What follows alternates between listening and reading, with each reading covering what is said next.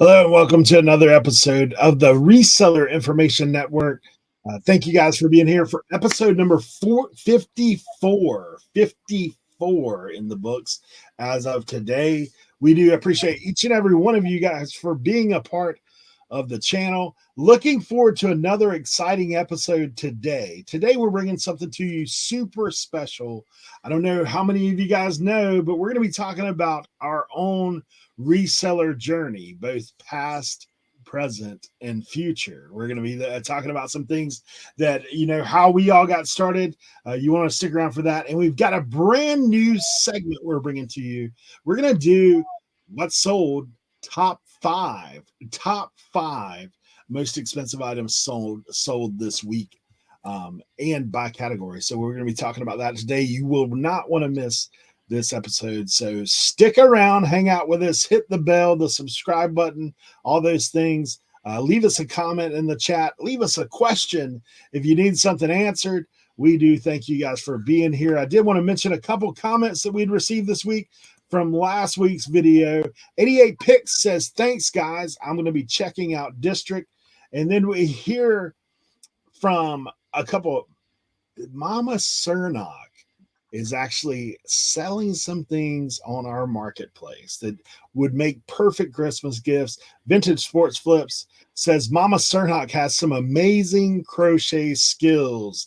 A lot of great Christmas gifts up in that one-stop shop. So thank you so much for that. Rebel Junk says, super excited about One Stop Shop. Also want to say inventory management is not my strong skill for me. I recently took down all my eBay listings because I kept losing things, and I'm slowly going through the bins, putting them back up on eBay, and now in the District store and labeling the bins this time around.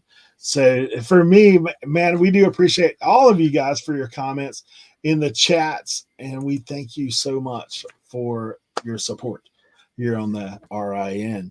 And speaking of support, we want to go ahead and make mention. I'll put Tim over here and go ahead and let him give the starting line. New channel members this week, Tim. Ladies and gentlemen, welcome to the starting lineup of the RIN members. AZ Katsu, Simply Shenanigans, Shanna, Diane Matthews, our very own Blood, Sweat, and Cell, Trash Cat Rescue, New England, Betty Boop, Joe Deals, Old School Picker, Vintage Sport Flips, Charities, Terrific Finds, Kathleen the Fernway Flipper, Ohio Pickers, Annette and Frank, Rudely Retro, Absolute Finds, Des Hardy, Heather Peddler, James Steinbreaker, Old Paths, High Plains Flippers, and last but certainly not least, Mr. Walter Tilton. Super big shout out to you guys. Thank you guys for all your support for sure. We're going to go ahead and jump into today's segments, and we're going to take you back to the 101, our own beginnings.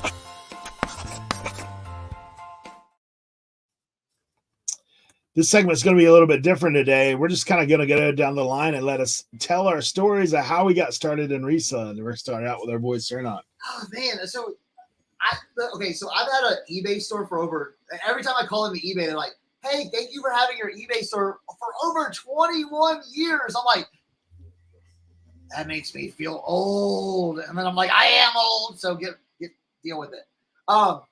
So I've been reselling, like I've been reselling for a long time because but never knew it was like a thing, like, hey, this is an extra, got these pair of shoes, put it on eBay. Got these posters. I got to pay for my son's, birth, put it on eBay, So it was all these things that was just, I had done before, some of, I used to, if you can see some of the posters behind me, I used to be in a poster, I was a poster artist. I technically still am a poster artist. I guess that, you never quit that if you've done stuff, but, the poster art world in the early 2000s, I mean, people were selling on eBay and flipping, and posters, and then I was doing it with shoes. I was doing it with vinyl art toys, like the Kid Robot stuff. So that, that's how I kind of started, really into the, well, like going kind of back to where it's like, oh, this is a thing like people do, it was like 10 years ago. I think it was like 10 years ago. I was at a Ross. Okay.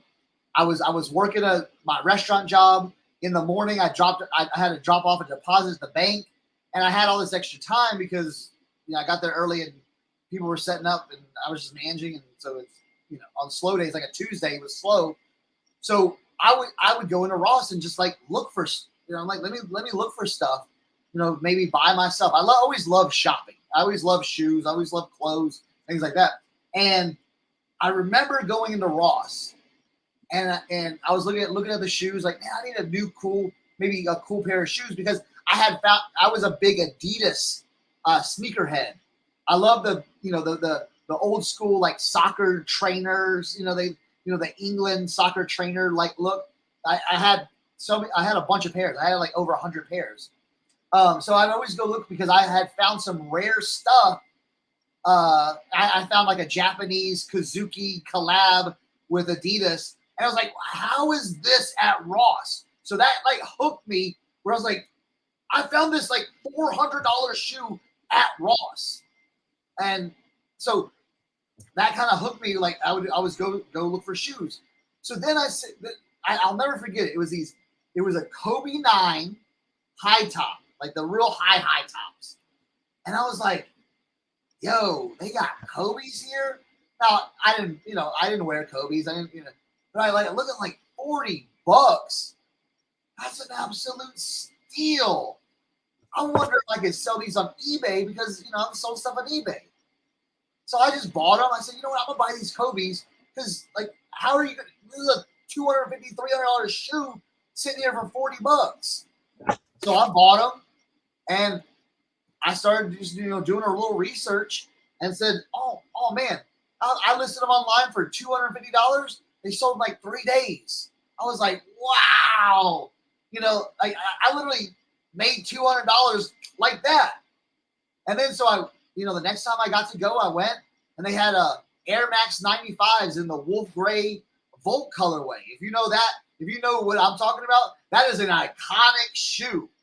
I found 2 pairs of those. They were $40 each. And I said, you know what? I'm going to take that money that I made off the Kobe's, and I'm going to just buy it with these, technically. So I bought those. So $40, both those shoes sold in less than a week for $150 each. I was like, this is something crazy. So I went online and said, is this the thing? I remember to this day typing in buying at Ross, selling on eBay. Is this because I was like, is this technically like okay? Can I do this? Like, I knew I could do it, but I was like, is there any like weird legality around it? And that came, I'll never forget, the first video I saw was Hustler Hacks, Glenn from Hustler Hacks. Shout out to Glenn from Hustler Hacks. He had the Ross Finds of the Week, and it was like literally like episode 4 or something like that. Episode 4, Ross Finds of the Week. And I watched those, and I watched his other ones, and I'm like, yo, this is a thing. And it just started clicking, like, yeah, it is a thing. You sold posters, you sold your own shoes, you sold Kid Robot vinyl art toys. I was like, yeah, this is the thing. So it all kind of came together. It coalesced to where it's like, all right, well, I've got Ross, I've got Marshalls, I've got TJ Maxx. And this was even before thrifting.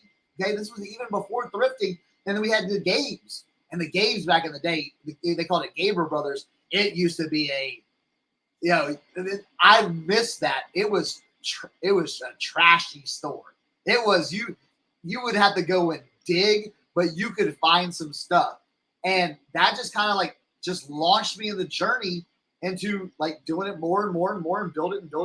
And then it was like became a thing. And then over time, I started looking at other, YouTubers. But yeah, I started, shout out to Glenn from Hustler Hacks. I started with him, just kind of like in that reseller YouTube world going, this is a thing. This is how you can make money. and I mean, I've been doing it. My store is 21 years old, but I really kind of started in the last like 10 to 12 years doing this. I can't remember how, I can't put all the dates together, but, I think that's, I think it was, 2000. Yeah. Yeah. So, that's how it all started. And yeah, that's where I'm at. And we're here now, and learning every day. That's cool. Eric was off. No microphone for you, Eric. He's doing his best Leroy. His best Leroy. All right, guys. This is a little complicated. So for me, reselling has been a long journey. It's been a very, very long journey. It actually started off, I had a landscape business back in the day, and I would want to get rid of some of the old equipment, and a guy taught me about swap meets. Now, swap meets in the North is a little bit different than swap meets in the West. Swap meets in the West is like almost like your average flea market, but in the North, it's in Pacific. It's a Pacific meet, so it'd be like an auto swap meet, a gun meet, stuff like that. So a guy got me hooked up to the swap meets, and I started selling my equipment to get new equipment, so I wasn't just throwing it away. I would sell some of it on Craigslist and stuff like that. Then my uncle one time said to me, he calls me up on a Saturday, and I'll never forget it. He says, it was like 10 o'clock. I was at my nephew's baseball game. He goes, Leroy, he goes, I got a basement, and my uncle has money. He's like, I got a basement full of stuff. Goodwill's coming on Monday morning. He goes, I'm busy tomorrow, so I got a 6-hour window that you can come pick up stuff. Now, I didn't have my truck at this time. I had a car, so I went to his basement. I took everything out of his basement, and I put it in my Kia. And not a Kia bag, a Kia car. I took everything out of boxes, put it in the Kia car, and went to the flea market the next day on the Sunday and made like $600. And I was like, what is going on? What? I literally left with a box. Like, when I say a box, it was just a box. There was nothing else that I had. I sold everything. I didn't give nothing away. I sold everything. I had a top on the ground. Right now, I own 25 folding tables. Like, I had nothing. I had a top in a Kia. Like, and just started, going to the flea market. And a guy said to me, he goes, oh, you need to sell on eBay. And I'm like, eBay? What is eBay?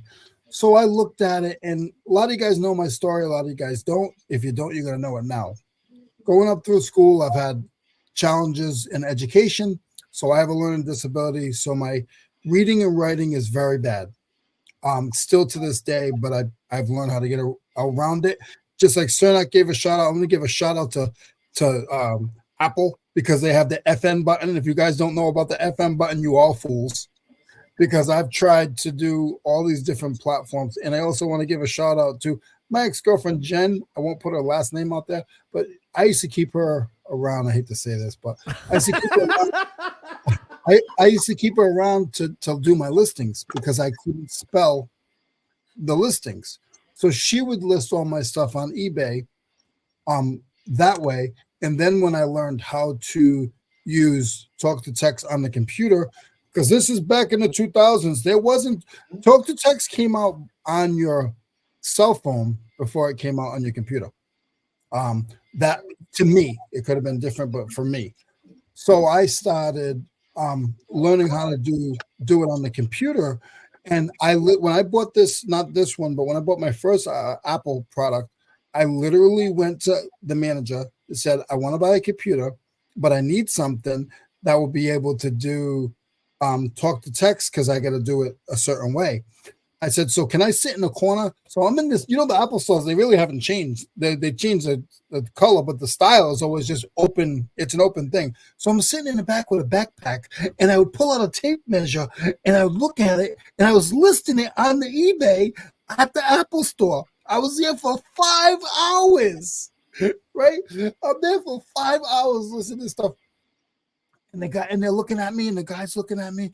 He goes, so you really, I said, listen, I want this computer. I just need to make sure because Jen was out of the picture. I had nobody now. And I tried another girlfriend, and that just didn't work. So I'm using these women to help me do my eBay. That's a whole nother story. So once I realized that I can do it through the Apple computer, I bought it that day. It was like $3,400. It wasn't a laptop, it was a desktop, but it was all built in one. And they were in shock, like, because the way that I did it. And it was just always just rolled after that. And how did I get into tools? I found a site called Auction Zip, and I went to a tool auction, and I just realized how small they were.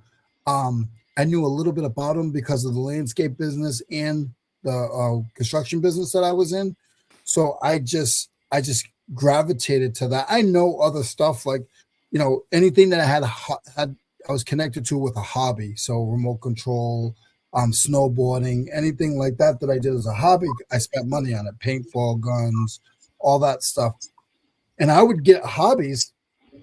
If I wanted to I was doing paintball, and I wanted to get into it big. I was going to tournaments and all these things. And I went on eBay, and I bought somebody's everything for $900.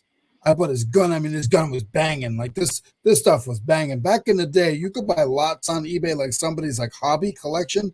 It was $900, but it was probably worth like $2,500. It was banging. I sold my triathlon bike on eBay. Like I would just jump sports. When I finally got out of something, I would sell the other one back on eBay and then buy remote control cars. I would buy a remote control car, whole thing. I'd buy everything. And then I learned I could start piecing out the cars on eBay. So I started piecing out old Tamiya cars on eBay, and I'm buying them on eBay for decent money, like $120, but I would sell just the tires for like $60 for the tires, and then the transmissions were another $30, and then the steering system was another $20. I'm sorry, I get all excited, guys, but that's sort of how I started getting into eBay and reselling. And it's just a passion. As long as I like what I'm selling, it's pretty much right now the flea market and eBay, but I am going to branch into district because I want to be one of the first ones in that platform, one of the first ones to get excited about the tool category that's in there. So, and you guys also, you can put it in the chat where you guys first started and tell us how you started and, stuff like that. But that's my quick story long. Great Speaking of quick story long. Yeah. My dogs doing all types of crazy stuff. No, this is gonna be fairly quick for me. So growing up, both my parents were collectors and dealers when it comes to like antiques and stuff like that. They used to go to the auctions all the time. So like I was going to yard sales like at a young age, and I started selling cards when I was like 8, 9 years old, going with my parents to the flea markets. This is in the early mid 90s, and so I guess more like the early 90s. They would take me to the flea market, so we would get up early, and like I'd set up my cards and sell my cards at the flea market at the yard sales, and like I would do really well because obviously during that time everybody thought we were going to be rich, with the 90s cards. Turns out ended up being called the junk era, the junk wax era. So I'm glad I sold all those when I did, obviously. But yeah, so I did really well at that. And then, time went on, and my main goal in life was always to work for myself. I never wanted to work for the man. I always wanted to own my own business. So I did a lot of like hustles growing up. Some that I can talk about, others that I obviously can't talk about. But a few years back, my mom got fibromyalgia, and she realized she couldn't move around as well anymore. And so she was like, I need you, like, I got all this crap. I need you to help me sell it. And I'm like, all right, well, I'm always trying to do some side hustles. Like at that time I was doing, when I got sober, I started doing this, what we called the Craigslist hustle, where me and my friends would drive around in a pickup truck that we had, and we would go on Craigslist free section and we'd find stuff that people were giving away for free, and we'd go and we pick it up and we spend all day doing that. And then we bring it back to the storage unit and we clean it up and we take pictures and we measure it, and then we'd put it on Craigslist to sell. So we were literally flipping free stuff from Craigslist and selling it on Craigslist. And so when my mom got fibromyalgia, I was like, all right, well, I got to figure out how to sell all this stuff. At the time, was not into glass or anything like that at all. You know what I'm saying? Like, I was selling primarily furniture. And I knew some stuff. I knew what Fenton was. I knew what Wedgwood was. And I knew what, Delft Blue was. Like, just because that stuff was around for my house for so long. So I had an idea what it was. And so I started doing research, and like at the time, it made sense for me to open up the Etsy store to sell my mom's stuff.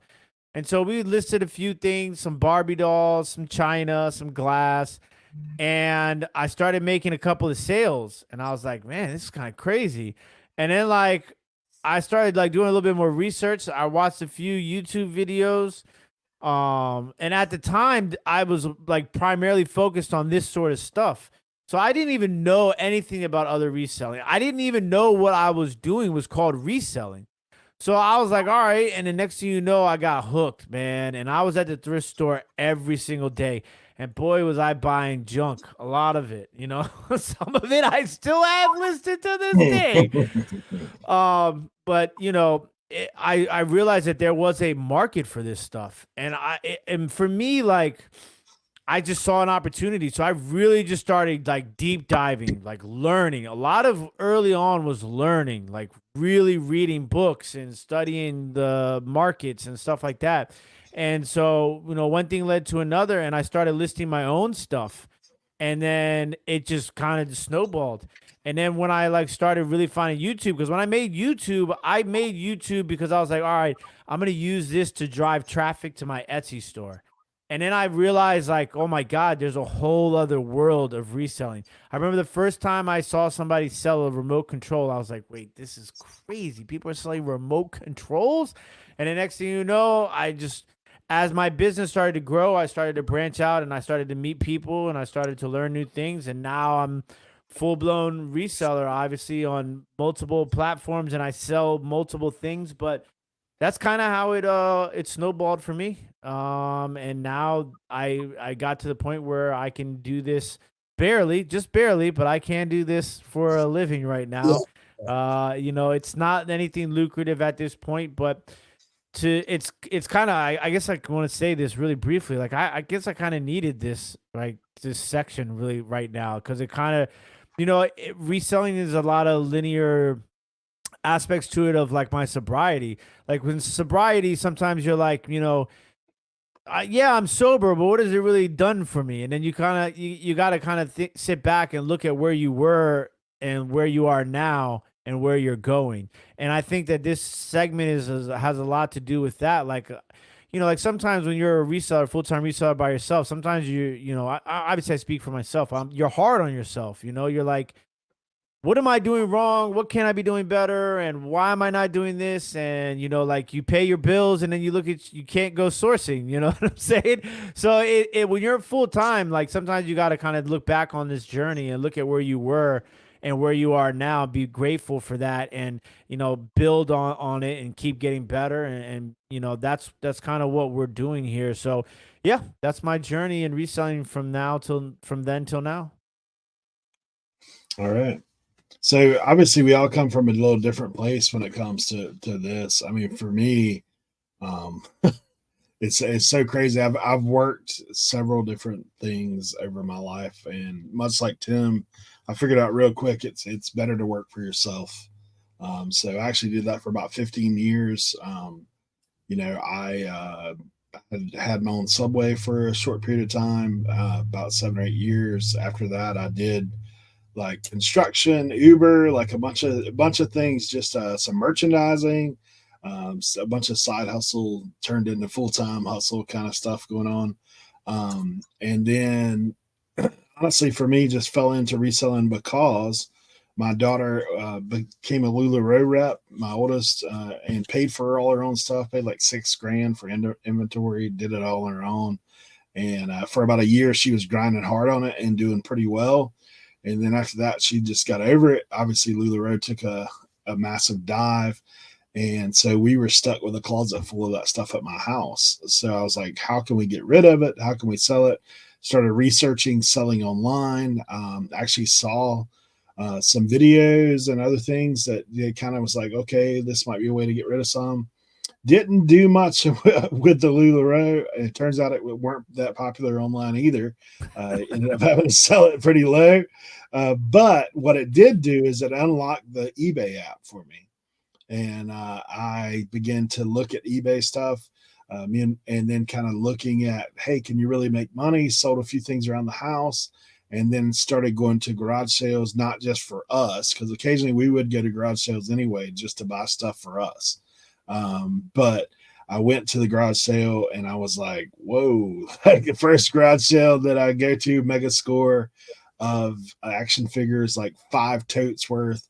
If you go way back into the back bag of Obxpicker YouTube channel, then you'll see my beginnings and see that big buy and me freaking out about it and all that in that bad video of me in a little room, much like this. I was watching some of those the other day, Eric. Yeah. You've grown quite a bit as an individual since then. Yeah, no doubt. I was quite a bit smaller back then in a lot of ways, both YouTube, my store, and my physique. So it's kind of crazy to look back at some of that stuff. And I'll be honest, like one of the things that kind of got me motivated was YouTube. I know, sometimes we talk a little bit about those things. I can remember my beginning journeys. I thought I wanted to be an Amazon seller because they make that look real good on TV. But then I figured out that really was probably not the best path moving forward where I live. And so I started watching guys like Cincinnati Picker and Kevin Commonwealth Picker and Shed Flips and Part-Time Picker at the time. And just started watching these guys. And I said, man, that's cool that they're showing this. And I'll be honest, I looked at it and I said, it looks pretty easy. And it does look pretty easy, right? To do YouTube. And then you start editing, you're like, oh, it's not that easy. But, for me, getting involved with the community actually helped boost me further down the road and kind of gave me, like you said, a little extra motivation along the way. So fast forward now, I've got a massive shed full of stuff and still grinding it out, learning every day. So that's kind of for us. So, when we first talked about doing this, we did talk a little bit about past, present, and future. So one of the questions I want to go around the horn with you guys with is, what have you learned from where you started to where you are right now? Like what's a couple things that you've learned? Just we'll be brief. Leroy, we'll circle back from the bottom. Why do I gotta be brief? What have I learned? Technology has helped me tremendously. Just like the story I gave you guys about being able to do it by myself and not depend on anybody. That is huge. And like with the printers, I used to write out my labels back in the day. Me too. Yeah. For the first year. Yeah. And then somebody told me, hey, you can buy labels on this place called Amazon and you can write them and then stick them on. I was like, oh wow! Then now I'm gonna have to tape it. So I didn't go from writing labels to then go into a printer. No, I went from writing the labels, then being able to stick the labels on. Then I went to a printer, and the printing. I'll tell you guys right now, printer ink game is no joke. Man, I would rather buy labels. I would rather buy labels than play that printer ink game because you can go get some labels and figure it out or write it back on the thing. But that printer ink game, back in the day when I wasn't making no money, that printer ink game was no joke, man. I go there and now I look at Costco and it says for a package of the same ink I was buying, it's $86 for 3 cartridges. I'm like, thank you for this printer, man. I love you, baby. Tim, what have you learned? I mean, listen, you could do a whole hour on this, but Yeah. I'll put it really simple, right? I learned how to put everything, and I'm still learning this. Okay, don't get it twisted. Reselling is always going to be a learning journey. Okay, but I learned that everything is an equation. Okay, when I say that, it's just like don't buy everything. And I mean, there's sometimes Cernoch is the only exception to the rule, right? But because it is like it's beyond reasonably cheap, okay? But like sometimes you don't just buy something to buy it. Don't just buy something because it's cheap. Don't just buy something because it's half off. Like you got to put everything into an equation, okay? Make sure that your profit margins are going to be worth it. And when I say worth it, I mean like if I'm spending $5 and it's comping out at $20, it might not be worth it unless it's easy to ship, it's easy to store, it's easy to list. If it doesn't check all the boxes, move on. Like just the root of success as a reseller is sourcing.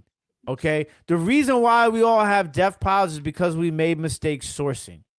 Let's just be honest. Because if you source something that was that good, you're not just going to put it in a pile. You're going to list it as soon as you get home. Listen, Cernoch, I said you're the exception to the rule. Okay. I'm talking to the masses here. I'm not talking to Cernoch. All right.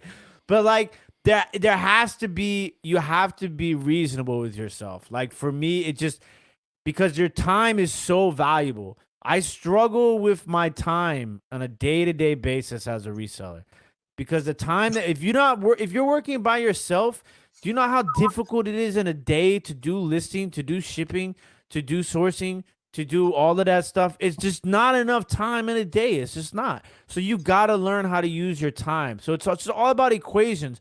You know, figure out your time, figure out your money, figure out your sourcing, all of that stuff. Like I've been learning and I'm still learning and I'm doing so much different. Like what I said earlier about reselling, like when I was at a thrift store, I was just buying everything because it was cheap. I was like, oh, I can turn this $2 to $10 and I can, I saw this on YouTube. And then like you get home and you list it and here I am 2 years later and that crap is still sitting in a damn box listed and I'm going to throw it away eventually when I start to move into the shed. But that's just, for me, that's the one thing I've learned the most is, and a lot of that learning has come within the last year. You know what I'm saying? And like I was at Ma Duke's house the other day. She had all this stuff. And like a year ago, I would have spent a couple of hours posting that stuff, photographing that stuff, listing that stuff, researching that stuff. But now I look at it like I know that that's not going to move for a year, if that. There's no point. I'm like, Mom, I love you, but I can't accept this stuff anymore. I'm not dealing in it. Just donate it because it's too much. It's not worth the time for the money. All right, Cernoch. All right.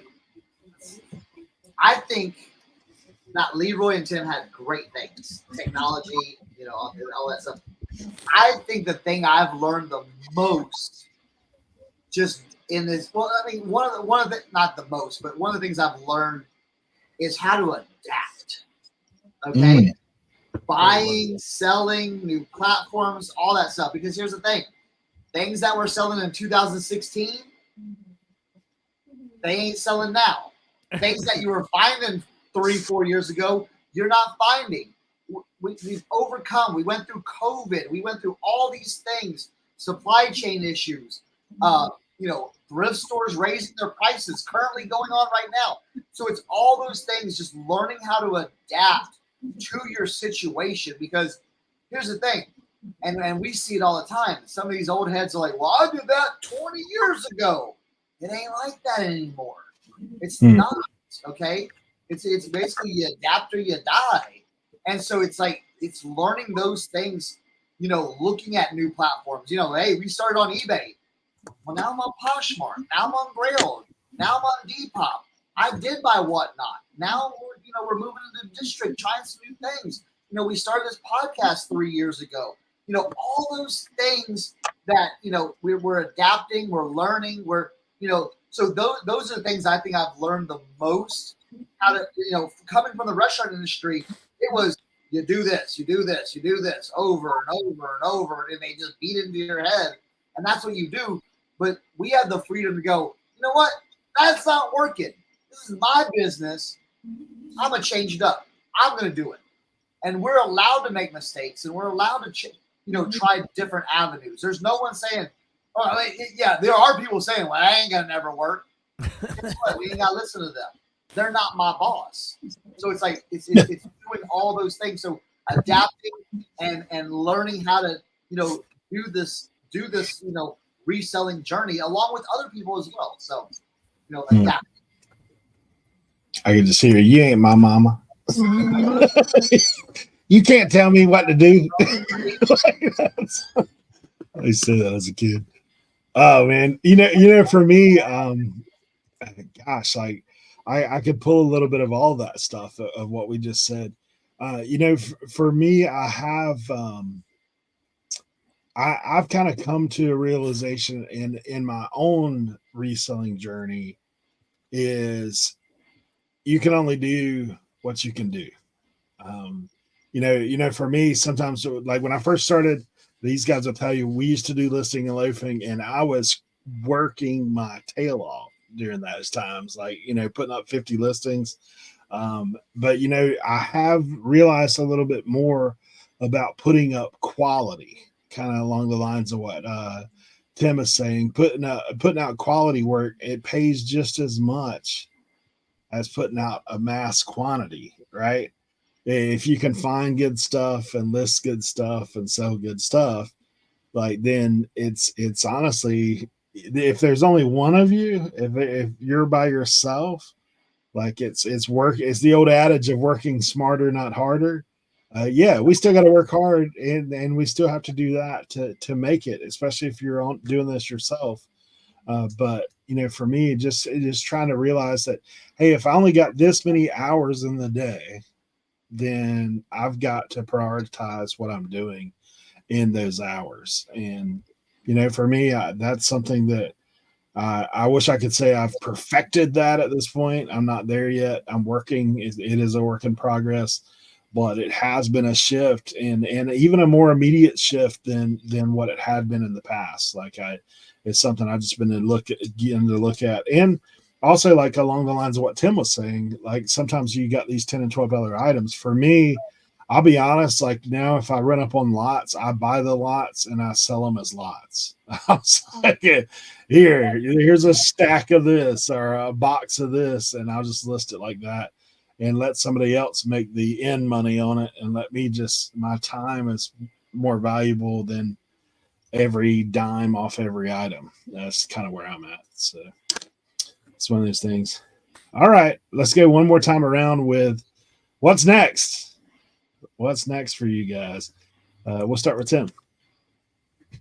What's next? Oh my God, who knows? There's a whole lot going on. I mean, obviously for me, I got a lot going on. Trying to get this shed done, and I think what's next is trying to capitalize on what I am still learning on. So I think when I make that move into the shed, I think I'm gonna, take that opportunity to like just revamp everything. And because sometimes you learn this stuff, right? But it's hard to apply it. And you have to remember too that also we're full-time resellers. So, it's difficult to just take a day and not worry about what do I have to do to make money, but worry about like organizing and redoing my eBay and stuff like that. Like sometimes you just don't have the luxury. I got to worry about how am I going to make this money today because I got a bill to pay tomorrow. You know what I'm saying? So like sometimes it's just, so that for me is the biggest thing is organization and implementing the things that I continue to learn. And then obviously building up the one-stop shop, our new marketplace and community on District. That's one of the big things for us. And then, continuing the grind on YouTube, and just growing. Like for me, the big thing is growing. I want, I know we're a little bit early, and I'm sure we're going to be talking about, New Year's resolutions in like episode 63 or something like that. But for me, it's just, I really want to walk the walk more. not talk the talk. You know what I'm saying? Like I want to start practicing what I'm preaching. You know what I'm saying? It's a lot easier for me to tell you guys how to do things than it is for myself to actually do them, you know? But I think that's kind of what I'm looking forward to next. Leroy, what's next? I'm off to Pastor Tim. Practicing what you preach and staying with a challenge. I make these challenges for myself all the time, and all the time they make it about 3 weeks and then they disappear. So I don't know what to say. Tim sort of got me breathless over here. But when it comes to reselling, I do have to look stuff up a little bit more. The stuff that I was selling 20 years ago it's still selling, but it's not selling for as much. So trying to focus on, I don't want to look stuff up. Like, that's just not me. I just want to buy it. But I'm trying to focus on that so I can get my item listing number up, not the listing number, but the price per item sold. So that's what I'm looking into. Cernoch. I've got a little different kind of like, like where I'm at right now, with my boys growing up, it's like this is giving me like the perfect opportunity to watch them grow and to be in their lives, So it's like that's kind of next for me, I have a sophomore in high school and a third grader, it's like I'm about to, be that dad that, all right, off to college or off to your, like your next step, while cultivating, another human being that's growing there. Because it's like, I think that's very important because, like when I was in the restaurant industry, I missed a lot of like my kid's life, like it's like, wow, like working those late shifts till 3 o'clock in the morning and getting home tired and all that stuff. So that's kind of like where it's like, kind of like Eric was talking about, like, yes, I can work my butt off and be making a lot of money, okay? Through the reselling, or whatever I want to do.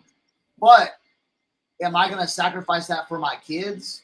I want to go to the baseball games. I want to go to the, karate tournaments and the, everything they have going on, because I think that's very important. So that's the next thing, like right now, I can see just a few things coming up. I do want to teach myself how to sew, how to really sew and do some more of these projects.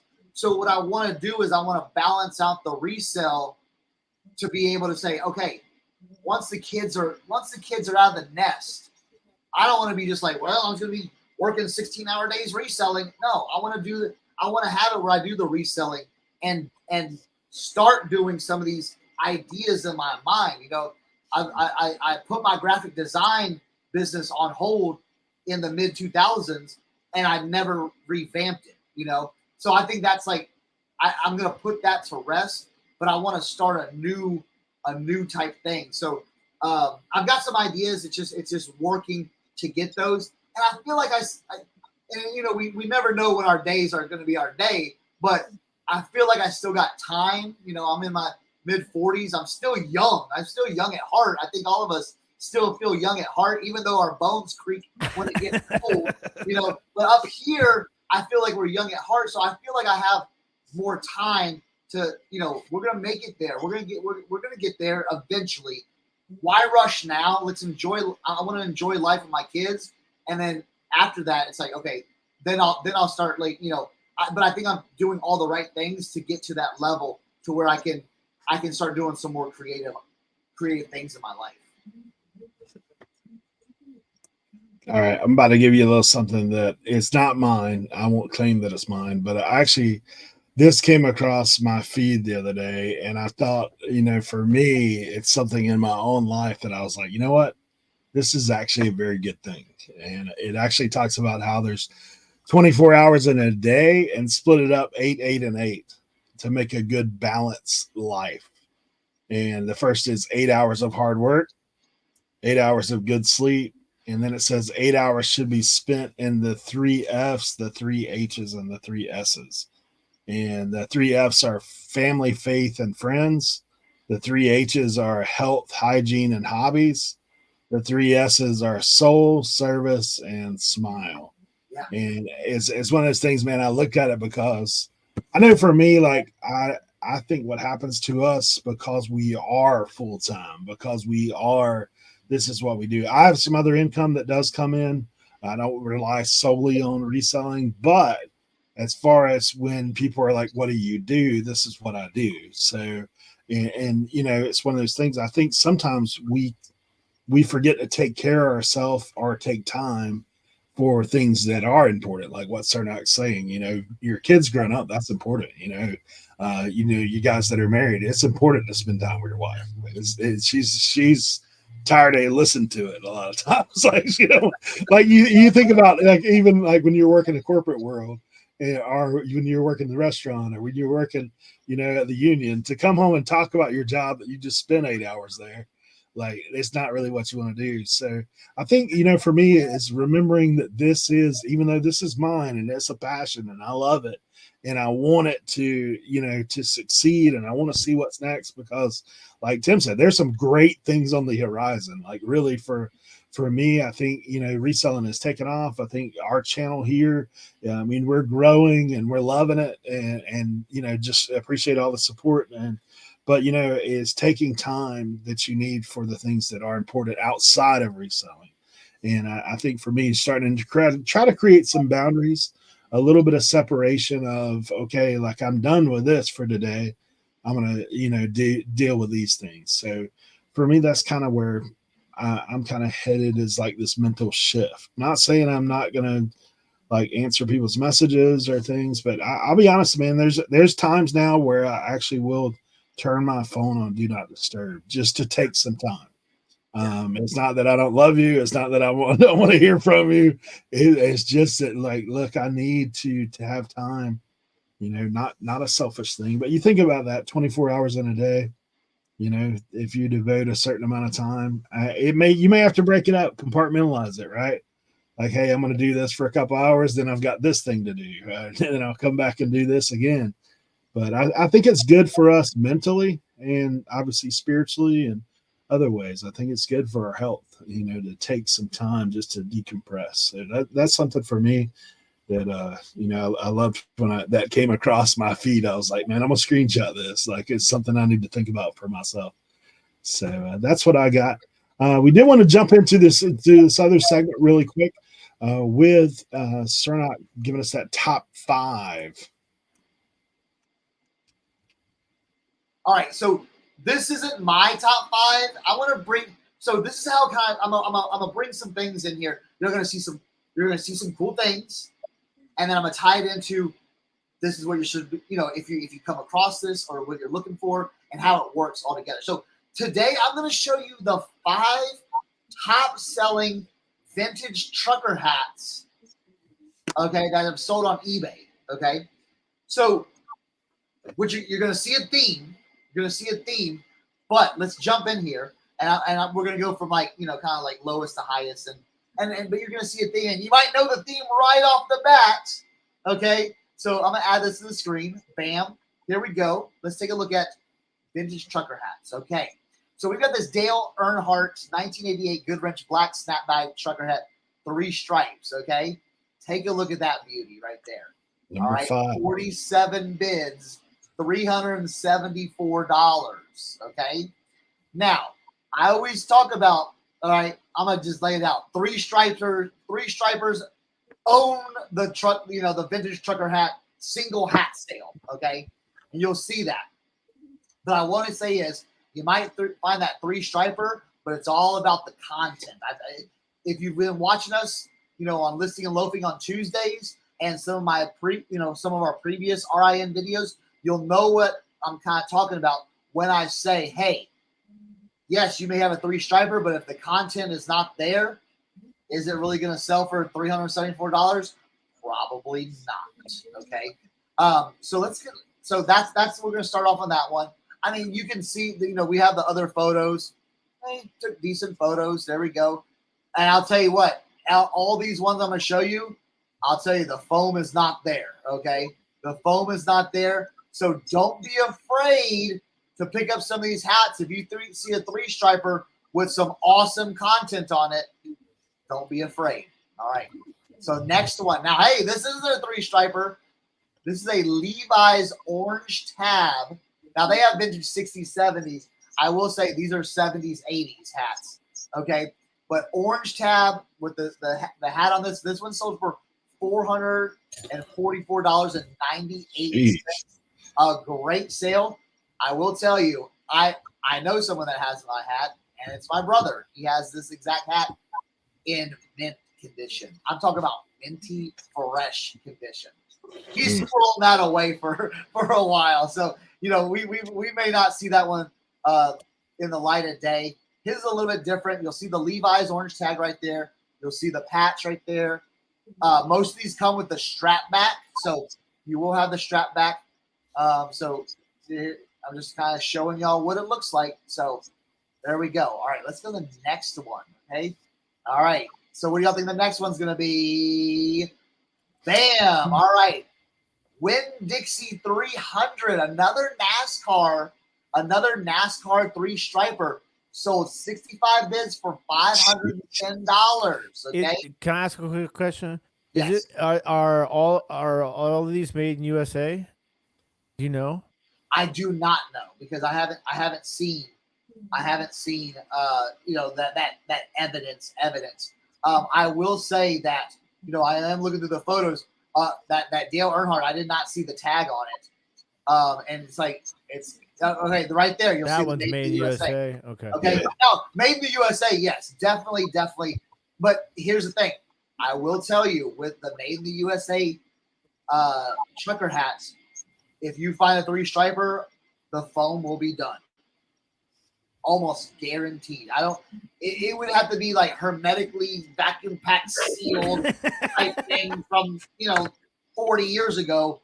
But even that, I will tell you, I had a dream about something. It's funny. But listen, your foam's going to be done, but hey, a lot of these hats are very, very clean. So that's the one thing about these hats that are bringing the value. They are very clean. Even though the foam may be floppy or rotted, they are very, very clean hats, which is kind of hard to find now. But hey, you never know what you're going to search, come across. All right, let's go to the next one. Here we go. We got the 7-Up Eugene, Oregon. Now, I will say I've seen 7-Up hats. I've seen Mountain Dew hats, Pepsi, Coca-Cola. These are those. This is one of those things where it's like, maybe the timing's right, timing's off. They may have had this hat listed for 2 years, and it finally sold. So you never know the circumstances on some of these hats. But again, the 3-striper with the content. I cannot tell you enough. This is a 3-striper with the content. I'll tell you right now that foam is probably hanging on for dear life in there. Yeah, right there. Hanging on for dear life. There you go. Made in the USA. So it's all about the content right there. I love this kind of old school, I call it like a bubble print almost. It's bubbly. It's raised off it. I love finding stuff like that. So yeah, $800 for that one. And then our final one, it's very similar to the 7-Up one, Michelob 3-stripe hat. Again, very clean. That, I would say this is made in the USA. Okay, yep, made in the USA right there. It's got that thick bubble print. It's got the Michelob beer. They took an offer for $800. They had it for $900. I don't know what they had it for, but again, this is talking about 3-striper, made in the USA, and content. So these are your top 5 sell this last couple weeks hats that have sold on eBay for a really, really good price. So it's just kind of putting that I know we're all looking for hats, but if you come across the right one, and hopefully you've seen these items. Now, this brings me back to, I get this question all the time, and I'll answer it. But I've answered it on Tuesday. I've answered it here in past episodes. But just a reiteration for someone that's new and finally, catching an RIN episode. Maybe they haven't gone past, maybe they're just watching it for the 3rd or 4th time, or maybe the first time. episode 54, it's about the content of the hat. Okay. And also, well, how do you know what hats sell? You can go on anything, vintage t-shirts, vintage concert, vintage glassware, vintage Fenton, vintage anything that you want to learn about. You type that into eBay, very simple. Type in vintage trucker hat. That's how I found these, and search from highest to lowest, and then just start putting that in your brain. Pop, pop, pop. All right, that. All right. If I come across that, I do that with vintage t-shirts all the time because the market is just going here, there. It's changing every 2 months. ECW Dudley Boys wrestling shirt sold for $1,200. That's something that's like that. But last year that would have been a $200 shirt. Okay, so it's all about these trends, the market, where's it going? So if you want to look at anything, eBay is eBay is a perfect source just to go. Yeah, let me go to sold highest to lowest, vintage T-shirt highest to lowest, vintage trucker hat highest to lowest, Fenton vase highest to lowest, and it puts things in your mind where you're not just seeing that. Hey, I just showed you 5 hats, but if you did what I just did, you could probably find 50 hats in that top $800 to $100 range. You can just start feeding your brain. I learn very visual, so if I see something, it's like, yep, snap. My brain's like, take a picture of that. Take a picture of that. Snap, snap. Good, great. Move on. Okay, because if I come across that in the field, 100-mile yard sale, random yard sale, at my honey hole, at Goodwill, someone calls me up and says, "Hey, I got a bunch of hats. You want to? Hey, shoot me a picture." I'm already in the know, kind of what to look for. But again, you're always finding new stuff. But this is a way to kind of get if you want to get into a certain category, this is the best way to educate yourself on that. There you go. There you go. All right. Hey, we are kind of close on time, so we want to just real quick. We actually talked about finds of the week, and I'm going to go ahead and jump into mine real quick and just show you guys what I got. Let's see. So these aren't sales; these are finds. What we found. Finds. Hadn't sold it yet. Right. Actually, so if you watch RIN here recently, our boy Cernoch talked about coats, right? Ooh. These are that toggle button. Toggle, yes. This is Loudon Frey. It's got this funky. It's a coat from Germany. Loudon Frey. It's got the plaid inside. This coat, probably anywhere from 50 to 120 is kind of where it's comping out. You know where I'm going high, take some offers. Yes. It should sell. It's all wool, and it does have these toggle buttons. So plaid interior lined. Leroy said put it up for 40. Yeah, $5. I paid $5 for that. Listen low and let it go, baby. Yeah, that's one of those things. I like that. Yeah. That's a dope jacket. That's dope. See, if I brought that home, Josie would be like, "Is that for you? You need a nice jacket, Tim." Yeah, this is a woman's coat, so it might not fit. No,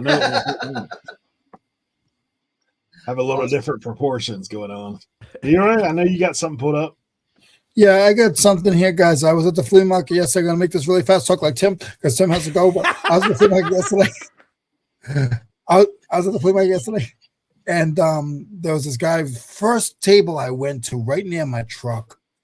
And this guy had these 1960s, 1970s faucets. This one's a bathtub faucet, just spout, and then it has the two valves, but there's no handles on the top. This I saw one at about $350, so I listed it at $250 or whatever. I listed it at $225, and then there's this other one that's, I know about this stuff. It's actually a Swan, guys. This thing is butter. It is so banging. Jeez. And it doesn't have the stopper, but it does have one of the on. So that Swan head, that's literally your on-off hot water, cold water thing. Nice. That's what that is. And That's crazy, dude. if you look these things up, that Swan alone is selling for about $350 by itself. This one I did list a little high, because what? I did list this one a little high because I felt that I was one of the only ones in the market. So yeah, those are my two. I have some other finds, but as of right now, those are the two ones that I want to brag about. What'd you pay for those? You guys see any fittings, any kind of old plumbing, even if it's not a swan or duck or elephant, even if it's just a cool looking big brass or glass, like just the old valves, just look it up because some of that stuff is big money. How much you pay for them? Actually, no, I paid up. I paid $40 for I got a whole bin still of stuff. I have some handles like this stuff, like a handle like this. This handle right here has the inside piece. This is probably $10-15 on eBay. Then I have it's just a bunch. I'm not gonna. Where's the one I like? I can't find it. I can't find it. It's a whole bunch of stuff then, huh? Yeah, like this. So this head right here, this gold head, it's actually a really good name. And this right there, I looked them up. They're about $45-50 just for this. So you got like what, 10 pieces, 15 pieces, 20 pieces? Like what do you have? I got no, Eric, I got about 4 lots, so $10 a piece. Jeez. I paid $40. One of these, when that swan sells, I'll probably take about $350 for it because it has the other stuff what the other ones don't have. There you go. So nice. Tell All right. So if you guys haven't seen, I put up my latest video. There'll probably be another video out before then, but my second to latest video, I was at the last flea market in Virginia for the month, and I picked up a couple of pennants. Shout out to my guy Keith, Vintage Sport Flips. If you guys aren't subscribed, make sure you subscribe to him. He's almost at 1,000 subscribers. He's like the Cernoch with hats. Is like Keith with pennants, Vintage Sports Flips with pennants. The guy has the craziest pennants in the world. But yeah, I've sold some crazy pennants before. When I was with Cernoch and Eric, and our first time we went to the 100-mile, I think that was the first time we went to the 100-mile yard sale with Commonwealth Picker. I bought a Duke pennant that sold for, I think it was like $250 or $300. So yeah, anytime I see a square or rectangle pennant, I always pick those up because I know now for sure. But these pennants, these are the sort of pennants you have to look out for too, though, like the soft ones, okay? Because those, generally are older. Now, there are reproductions, don't get it twisted. But I picked up these two pennants. So these are University of Miami Hurricanes pennants. And you could tell, too, by the logo that these are a lot older pennants. This early 80s probably. Yeah, this is 1983 National Champions one. So I got that one, and I got both of these for $15. And then I found one that was a larger one. Now I was able to find comps on this one, and they were sold for as much as $120 without the tassels missing. With the tassels missing. Wow. Now I still have the tassels of mine. What's crazy is I could not find one single sold of this pennant right here. Jeez. So I listed this one for I think 120, and I listed this one for 100. So a little bit, lower obviously than like the sold comps. They definitely already have watchers on them, which is really cool. I actually got these up listed nice, quick.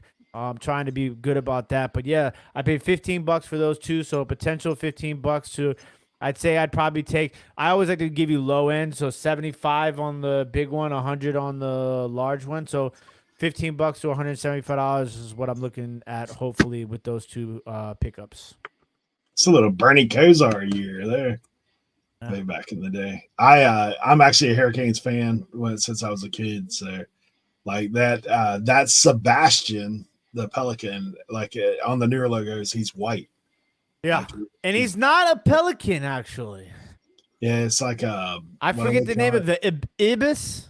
He's a Yeah, ibis. Ibis. Yeah. Yeah. So Cernoch. What we got? What'd you get? Got me some shoes. Got me some listen. shoes. Let me preface this. I've got a lot. My death pile is out of control. I don't need to be shopping right now. I'm shopping for therapy, basically. Okay. I did a bunch of listings yesterday. I did a bunch of cross listings, packed up on my packages. I just wanted to breathe some air. Okay. I wanted to breathe some air. The boys were at their mom's house and everything like that. So I said, well, I'm gonna drop off the packages. I had packages going to all like UPS, USPS, post office, UPS, and FedEx, which bam, bam, bam, hit them all. So it put me near Goodwill. I said, you know what?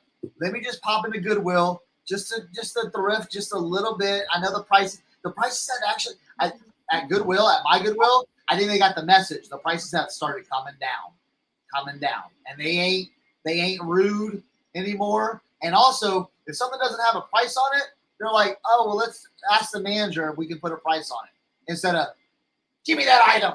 And they throw in this bin and like, come back in the next 2 days. We're not going to sell it to you. They used to do that to me.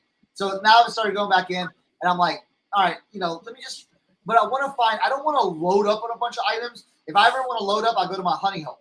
Okay. But I've just been like, I don't need to load up right now. So I'm like, let me just go thrift and find 1 or 2 items that I'm like, that I can get excited about and just pick those up for cheap and head back home. So, boom. Nike Vapor Max. Okay, pick these up. These did not have a tag on them. But as I was like looking at them, one of the workers right there, and I picked it up and said, hey, this doesn't have a tag on it. What can we do? Like, hey, I want to get these for my, for my kid or, what can we do? And she's like, oh, well, let me see, and they're being nicer now. And then she's like, I think we can do like $5 on these, $4.99. I said, perfect. So these are a kid's 6Y Nike Vapor Max. So really cool. One thing you want to check on there is the air bubbles. Make sure the air bubbles are good. So they're both good. I checked that. Everything's good. I'm just going to shoehorn these and shoe tree these and clean them up a little bit. They've got a little schmeg in there. So we're going to clean those up. A couple other things. I like to find cool vintage stuff that no one else kind of finds. This was a bum equipment, like kind of like sweat, pullover sweater, hoodie type thing. It's got a cool like bum equipment survival series. This was, I think, $5.99. I still have the tag on it because I got it on my car right here, $5.99, right there. So this will go about this will probably go for like $50, or I might just wholesale it to someone, And then last but not least, I was at Ross. I always like to do a little RA because it's like, again, I don't need to buy a whole bunch of stuff, but I want to find those like a nugget, like just like I'm gonna search through this whole thing and find that one nugget or a couple nuggets. Not I ain't gotta buy out the whole store and fight with everyone else online, but I just want to find that one nugget, and I did. So these are Hoka women's Hoka Gore-Tex. Let's see, I think it's called an Anacapa Mid GTX. So GTX is Gore-Tex. Vibram soles. Okay, you can see right there, if you know Ross, they put $70 on it. But these were in the return area. And I was like, I asked the guys, like, hey, can I look at these shoes? And he goes, yeah, go take a look at them. So I looked up because I was like, ooh, Hoka high top. Because I saw that. Listen, once you know what the Gore-Tex thing is, you can spot that from a mile away. So I knew they looked like Hokas. I was like, I think those are Hokas with the Gore-Tex. So I wanted to go see it. And I confirmed it. Yes, Hoka Gore-Tex. But I was like, ooh, $70. I was like, where's the tag? So I looked inside, and they had a return tag, just a black and white tag, $27.99. I said, don't mind if I do. So I picked these up. Nice. I saw them currently listed for $160, by the way. So I did want to do a little double shout out. I had one more pickup that I wanted to make mention of from the One Stop Shop. Shout out Ott's Antiques for this killer piece. 1984 nice. AFC Eastern Champions. Talking a little Dan Marino years right there, boys, on that trench tag that we learned about last week. Yes. This is something you won't find. This thing's dead stock. Shout out Odd Antiques once again. Ran an auction on the One Stop Shop, the inaugural auction on the One Stop Shop. So be on the lookout for those. Check out One Stop Shop and the links. And maybe you can find a cool deal too, because I can tell you this. I know I'm going to be dropping some very shortly. So, hey, we do appreciate all you guys for being here. Thank you to our channel members. We definitely want to continue to thank you guys for your support. And for all of you guys that are out there watching, we do appreciate each and every one of you. We thank you for all you guys who have jumped on board the marketplace. And man, we are looking forward to see what's next when it comes to RIN, One Stop Shop, Cernoch. Hey, just kind of wrap it all up. Hey, hopefully you also, heard some great inspirational type stuff today. Our beginnings, our futures, kind of like, what we picked up. I did some hat stuff, we're always teaching here, but I just wanted to kind of like just round it out and be like, hey, listen, in this resale world, you may feel alone, but you're actually not, because you've got groups out there, you've got people out there, you've got a community that, is willing to help. But hey, reach out. We got Facebook groups, Instagrams, all those things. But here's the thing too, kind of like OBX, and we all kind of talked about it. Take care of yourself, okay? Be a little selfish and take care of yourself. Don't run yourself wild, 24/7, because you will burn out. Make sure you go, hey, take care of yourself, okay? Do those things that you need. Take a break every once in a while. Take a nap every once in a while. Go outside and just stand in the grass, a little bit, just to refresh a little bit. So hopefully, like those things kind of help you. All right, Tim. Leroy, I don't know where Leroy's MIA. So. All right. Leroy, I need you here. Well, this is that moment of clarity. I feel like this song is perfect for this beam of light that's coming through my window right now. Shout out to Leroy. Couldn't say goodbye, but he says goodbye. Big thank you to each and every one of the lovely members.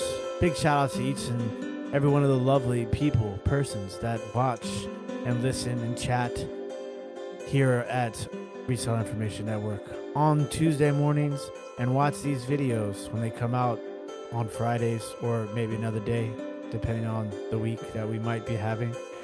Make sure you guys check out the One Stop Shop over on District. You can find that link in the description below. Hopefully we provided you all with some soothing, inspirational, and realistic outlook and insight into the world of reselling, whether part-time or full-time.